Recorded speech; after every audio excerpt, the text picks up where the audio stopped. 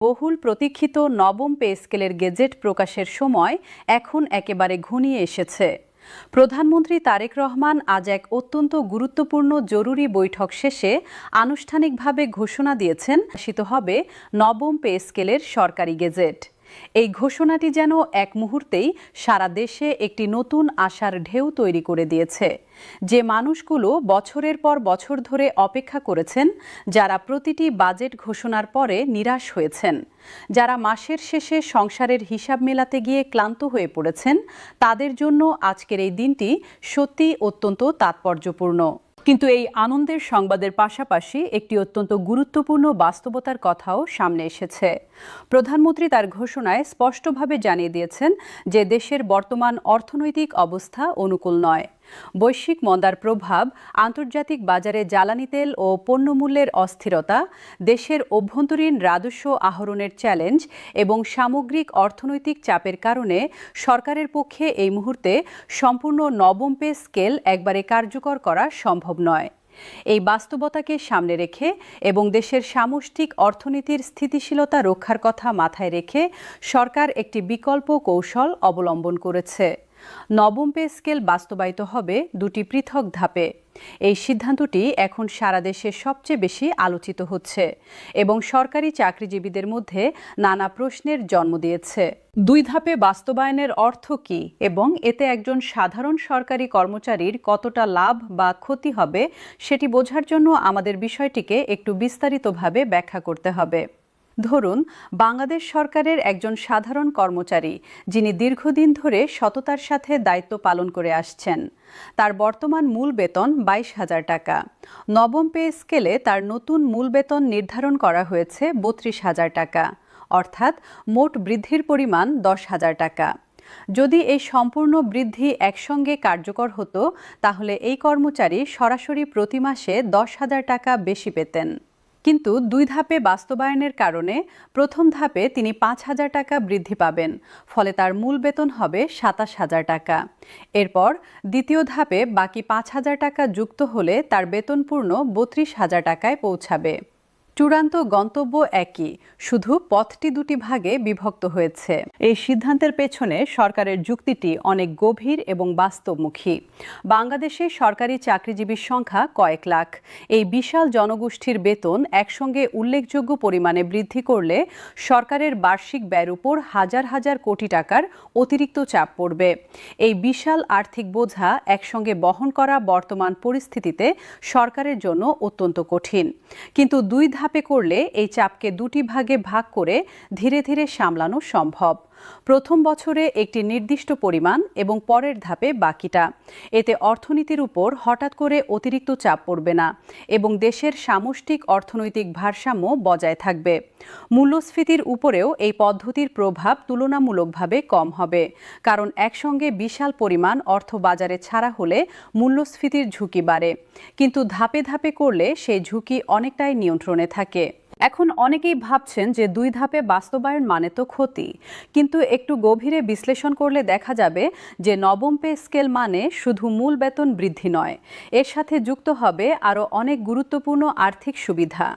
বাড়ি ভাড়া ভাতা, চিকিৎসা ভাতা এবং যাতায়াত ভাতা সহ সমস্ত ভাতা নতুন বেতন কাঠামোর সাথে সামঞ্জস্য রেখে পুনর্নির্ধারিত হবে। ফলে একজন কর্মচারীর মোট মাসিক আয় তার মূল বেতনের চেয়ে অনেক বেশি পরিমাণে বাড়বে। যদি কারো বর্তমান মূল বেতন 22,000 টাকা এবং বিভিন্ন ভাতা মিলিয়ে মোট আয় প্রায় 30,000 টাকা হয়, তাহলে নতুন পে স্কেলের প্রথম ধাপে মূল বেতন 27,000 টাকায় উন্নীত হলে এবং ভাতাগুলো সমন্বয় করা হলে তার মোট মাসিক আয় 34 থেকে 36,000 টাকায় পৌঁছাতে পারে। এই হিসাবে দেখলে প্রথম ধাপেই তিনি কেবল 5,000 নয়, প্রায় 7 থেকে 8,000 টাকা বাড়তি আয় করতে পারবেন। বার্ষিক ইনক্রিমেন্টের বিষয়টি নিয়ে আলোচনা করা অত্যন্ত জরুরি, কারণ এটি দীর্ঘমেয়াদে একজন কর্মচারীর আর্থিক জীবনে বিশাল পরিবর্তন আনতে পারে। প্রতি বছর সরকারি কর্মচারীরা বার্ষিক ইনক্রিমেন্ট পেয়ে থাকেন, যা মূল বেতনের একটি নির্দিষ্ট হার বা পরিমাণের উপর ভিত্তি করে নির্ধারিত হয়। নবম পে স্কেল কার্যকর হলে মূল বেতন বাড়বে এবং সেই বর্ধিত মূল বেতনের উপর ভিত্তি করে ইনক্রিমেন্টের পরিমাণও উল্লেখযোগ্যভাবে বাড়বে। যেমন বর্তমানে যে কর্মচারী বছরে ১,০০০ টাকা ইনক্রিমেন্ট পাচ্ছেন, নতুন স্কেলে তিনি ১,৫০০ বা ২,০০০ টাকা পর্যন্ত ইনক্রিমেন্ট পেতে পারেন। এই পার্থক্যটি ছোট মনে হলেও প্রতি বছর যোগ হতে থাকলে ৫ থেকে ১০ বছরের হিসাবে একটি বিশাল আর্থিক পার্থক্য তৈরি হয়। একজন কর্মচারী যিনি আরও ১৫ থেকে ২০ বছর চাকরি করবেন, তার জন্য এই বর্ধিত ইনক্রিমেন্টের দীর্ঘমেয়াদী প্রভাব অপরিসীম। পেনশনভোগীদের ক্ষেত্রে নবম পে স্কেলের গুরুত্ব আরও বেশি। বাংলাদেশের পেনশন ব্যবস্থা অনুযায়ী একজন কর্মচারীর অবসর গ্রহণের সময় তার সর্বশেষ প্রাপ্ত মূল বেতনের উপর ভিত্তি করে পেনশনের পরিমাণ নির্ধারিত হয়। ফলে নতুন পে স্কেল কার্যকর হলে যারা এখন চাকরি করছেন এবং আগামীতে অবসর নেবেন তারা অনেক বেশি পেনশন পাবেন। শুধু তাই নয়, যারা ইতিমধ্যে অবসর গ্রহণ করেছেন তাদের পেনশনও পুনর্নির্ধারিত হতে পারে।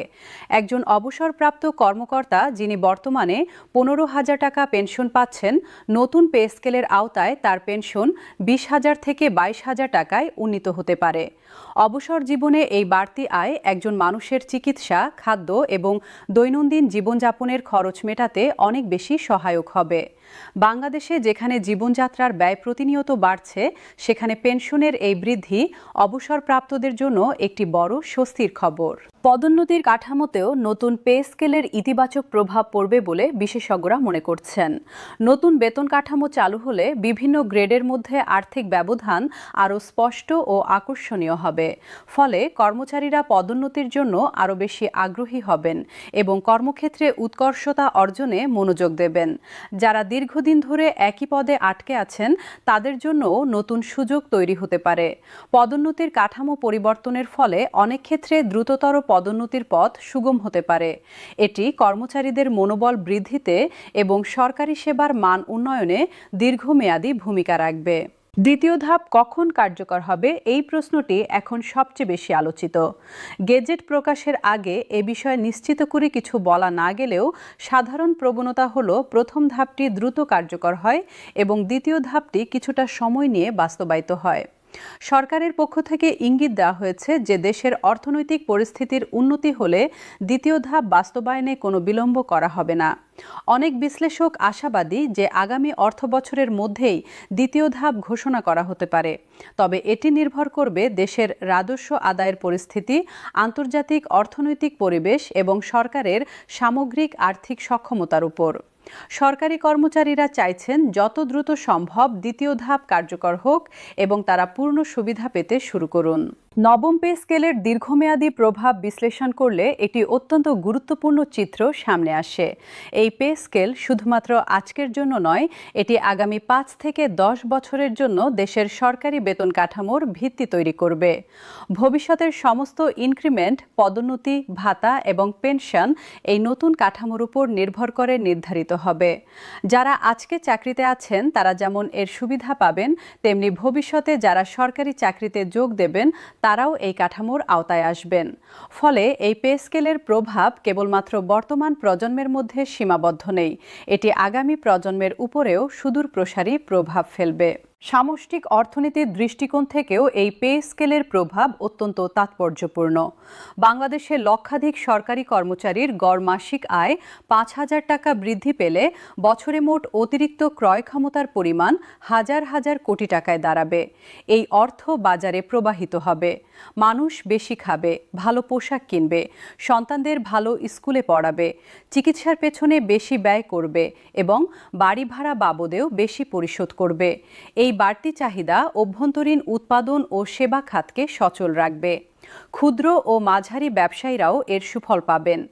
সরকারি কর্মচারীদের বেতন বৃদ্ধি মানে শুধু তাদের ব্যক্তিগত উপকার নয়, এটি একটি বৃহত্তর অর্থনৈতিক চক্রকে সচল রাখার হাতিয়ার। তরুণ প্রজন্মের উপরও এই পে স্কেলের একটি উল্লেখযোগ্য প্রভাব পড়বে। আকর্ষণীয় বেতন কাঠামো থাকলে মেধাবী ও উচ্চশিক্ষিত তরুণ তরুণীরা সরকারি চাকরির প্রতি আরও বেশি আগ্রহী হবেন। আজকাল অনেক মেধাবী শিক্ষার্থী বেসরকারি খাতে বেশি বেতনের কারণে সরকারি চাকরির দিক থেকে মুখ ফিরিয়ে নিচ্ছেন। কিন্তু নতুন পে স্কেলে বেতন বাড়লে এবং সামগ্রিক সুযোগ সুবিধা উন্নত হলে সরকারি চাকরি আবারও আকর্ষণীয় হয়ে উঠবে। এতে দেশের প্রশাসনিক ব্যবস্থায় মেধাবী মানুষের যোগদান বাড়বে এবং দীর্ঘমেয়াদে সরকারি সেবার মান উন্নত হবে। এটি কেবল কর্মচারীদের জন্য নয়, গোটা দেশের জন্যই একটি ইতিবাচক